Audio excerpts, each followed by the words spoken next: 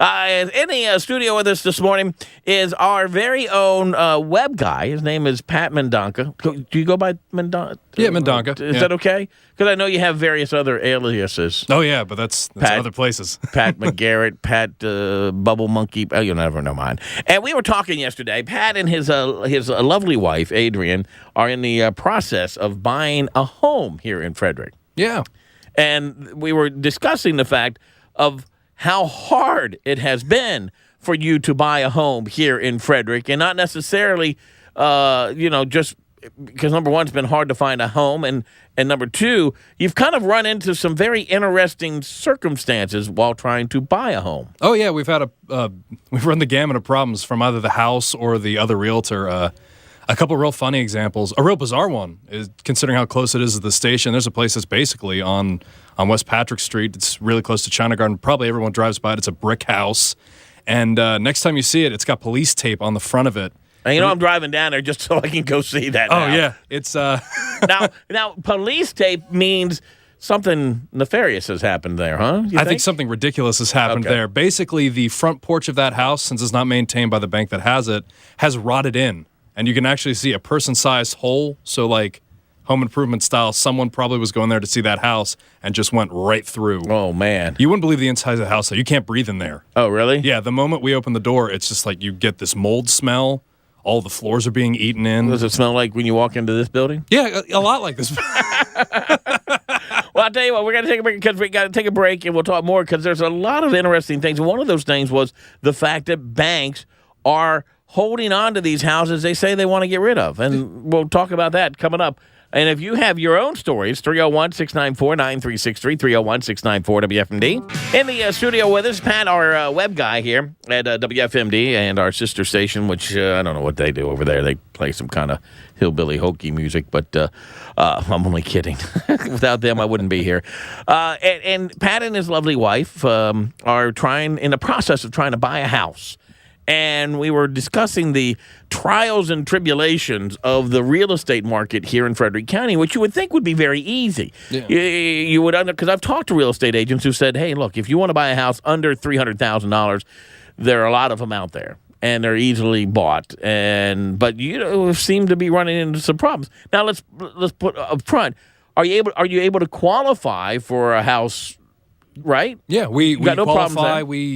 I mean, that was the funny part of the whole process. We had one day where we're like, hey, I wonder if we could get a house. And we did the pre-qualification process for the loan. We were expecting them to say either no or you got to work a little bit more. But no, we were greenlit like right after. Right. They were like, oh, yeah, no, sure. You're good. You're good. Go find a house. Right. Which I thought would be the easier part because you hear everyone say it's a buyer's market. But there's a lot of like, and I know there's like, this is probably a sad story from the other side, but we saw this place in Mount Airy.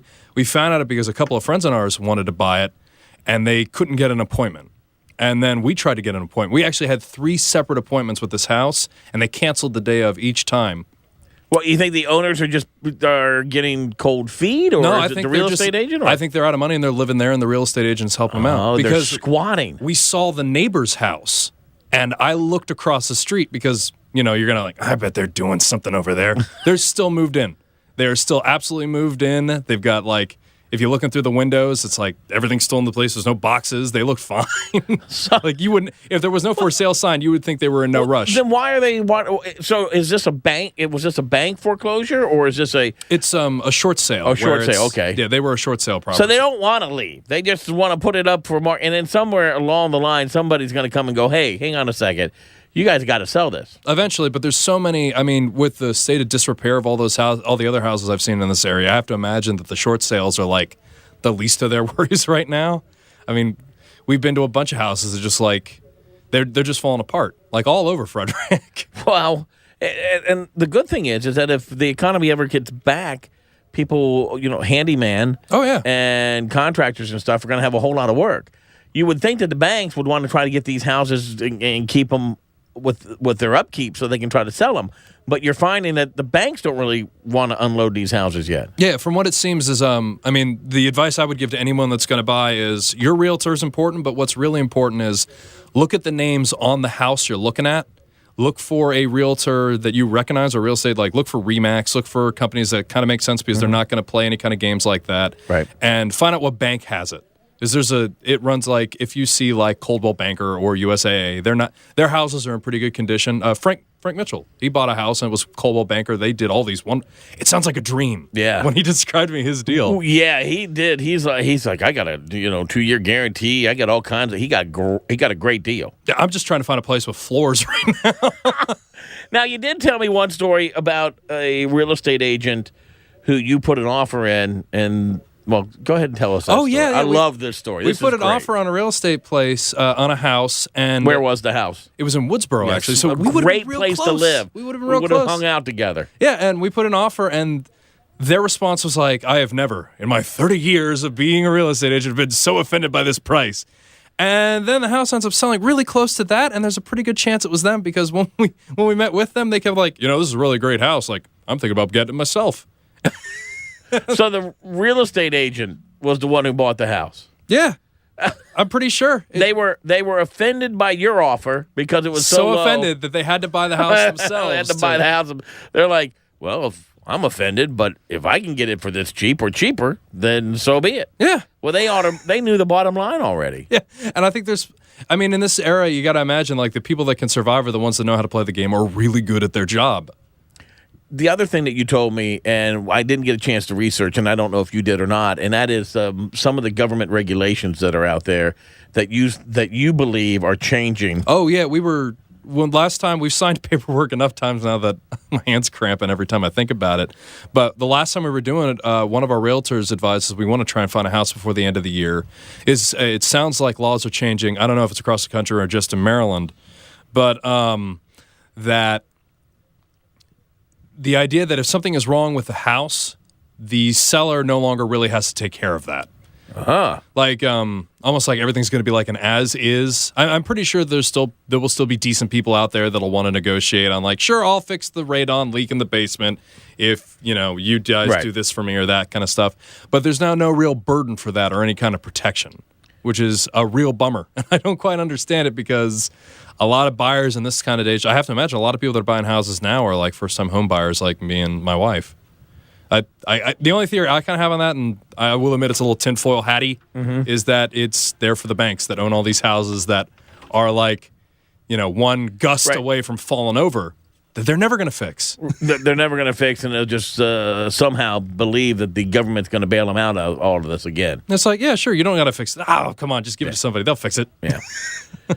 We'll talk more with Pat coming up on the Morning News Express on Frederick's News Radio 930 WFMD. You got any of your own horror stories? We'd love to hear about them. 301-694-9363, 301-694 WFMD. Well, we're talking to Pat Mendonca, who has had him and his wife, Adrian. Adrian! I just had to say That's what he said That's the reason she married me. I never made that joke. Really? Yeah. She said that like after our second date. It's like, oh, you didn't make the Rocky joke. I lucked out, not seen Rocky until after we'd started dating. Really? I totally avoided that issue. I don't know whether or not that's a good or bad thing, Pat. That he's never seen the movie. I know that he's never seen Rocky, and he's a movie freak. I know. I mean, it's amazing. Come on, Pat. Hey, Pat, you should find a place out by our house in our neighborhood. Oh, where are you? Harper's Ferry. Oh. Well, Development's only 10 years old. Lots of foreclosures out there. you know what? I'm starting, after all the short sales we've bumped into and all my friends have bumped into, a foreclosure actually sounds like a really great deal now. Yeah, I'm going to give you my number. You're going to have to come out. But yeah, and it's kind of sad because there are a couple of homes in our neighborhood where the people knew they, of course, were going into foreclosure. So what did they do? They started selling everything in the kitchen sink in the home. Oh, the appliances, countertops, everything. Yes, that's just wrong. To me, that's wrong. Yeah, we actually saw a house where the person had in marker in every room wrote about how because of Obama their house was being taken from every single room. On every wall, they wrote their story about how they lost their house and how they blamed Obama, and just it was a paragraph in every room. And when we saw the pictures of the house, it had like white splotches because they were painting them over. But when we saw the house, there was still one left, and was like, all right, we need to be away from this house. Yeah. We need to get as far away from this. It's not, and I'm not a big fan of the president, but that's not his fault. No, you got yourself into that matter, and even the mortgage company. it goes on. Well, there's a lot of reasons why people have, unfortunately, have gone into foreclosure. There's lots of them. And a lot of it stems back to, if you want to blame somebody, go ahead and blame the man who started it, and that was Bill Clinton, who said, Fannie Mae, Freddie Mac, you guys got to start loaning money to people who really shouldn't qualify for it. Yeah, but when you're going and you're losing your home and it's very sad and it's very traumatic, but, technically the bank owns that home. Right. So why are you going and destroying it? Why are you selling things that right. originally came with the home? That is what really is upsetting to me, especially in our neighborhood, because it brings down the value of everybody's house, So. Not the fact that, never mind, I'm not going to say that. No, say it. That you're living there? No. No. I've lived there for like 10 years. I know. I was going to say that time has passed. Initially, it brought it down, and then, other people started moving into the area and brought it up. Well, my liberal neighbor, I have a liberal neighbor who lives in my neighborhood who calls the show every now and then, and he says, I'm the one who brings down the property values in my neighborhood. So. You mean your neighbor? No. Well, he lives in the same neighborhood that I live into. Okay. Well, I live in a very small subdivision, which has only probably 20 houses in it, 25 houses, if that. But Well, I look at it as if he's bringing down the property value. Well, I Not didn't want you. to say that. I didn't want to say that. Well, I did it for you. Thank you. Appreciate that. 8:37 at WFMD. Rise and shine up and Adam. Talking with our buddy Pat Mendonca, who, along with his lovely wife, Adrian, looking to buy a house. Every real estate agent in the world who's listening to the program, Pat, is going to be calling going, I can get you in the house. You tell me where you want to go. I'll get you in there. Trust me. Hey, can I help you? I can get you in there. I'd have to imagine most of them would give up. I'm actually thinking of another good story. In Mount Airy, we went to a place, and you were talking about how things go bad. This is another different kind of story. Really sad when we found out the details. This guy had inherited the house, basically, only had to pay $70,000 for it. Big house, really nice house. Took out a second mortgage he couldn't afford. Like, you could see the hot tub they added to the house and all this kind of stuff. Lost it. It was a short sale and all that kind of stuff. That's just bad. That's when it goes wrong. Oh, it went really wrong. It had been on the market for like a year or something like that. And we were like, oh, man, we found a steal. And that was actually the worst real estate agent we dealt with at all, because we sent our offer. And instead of like doing a counter offer or even a conversation, the guy, I have to imagine, put on caps lock, because it was all capital letters, not accepted. He did not respond to any other emails. Eventually, he told our realtor, like, we have another offer. House is still on the market.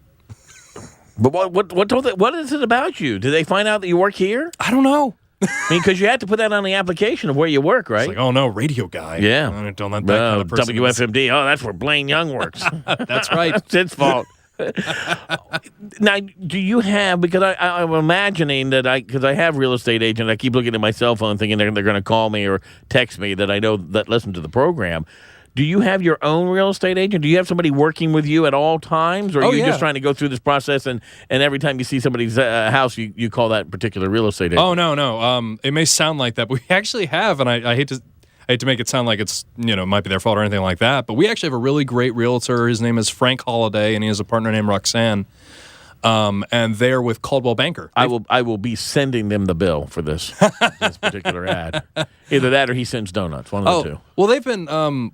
we have USAA, the bank, so they have like a realtor program, so they have like a mailing list. So they're actually going to make less money off this deal if we ever do find a house with flooring with a non-crazy real estate agent. But this is what real estate agents, this is the thing that people don't realize about real estate agents. They spend a lot of time with people like yourself, and they're going to these houses with you. They're checking them out. They're opening up the key lock with they do all that. And it takes forever. People just think, they just walk in, they do the paperwork, and boom, they're making thousands of dollars. Yeah. It ain't so. No, it's not. And it's a really complicated process from everything I've seen, because like the moment, like because we put offers that have gone into horrible nightmare stories. But after that goes, there's like a whole bit of machine. It's like that paper, like once we sign it and you sign it like 97 times. Yeah. My initial is looking really boring to me. Mm-hmm. But that goes off to like 9 or 7 people, and then they look at it. They have to stamp it 8 different ways, and that goes to another entire group of people. And it seems, I don't know, right now it's feeling like, how does anybody even get a house? Because I mean, a lot of my friends that I know, only one of them successfully purchased a house, is they sat for 6 months on a short sale. And I have another pair of friends. They are all set with the people that have it. It's another short sale, and they've been sitting for 4 months. And they don't know if they're ever actually going to get into this house. How long have you been your actual search been going on? Our actual search has been going on, I think, since the beginning of August. Okay. And we have seen a large amount of houses. Yet again, like these people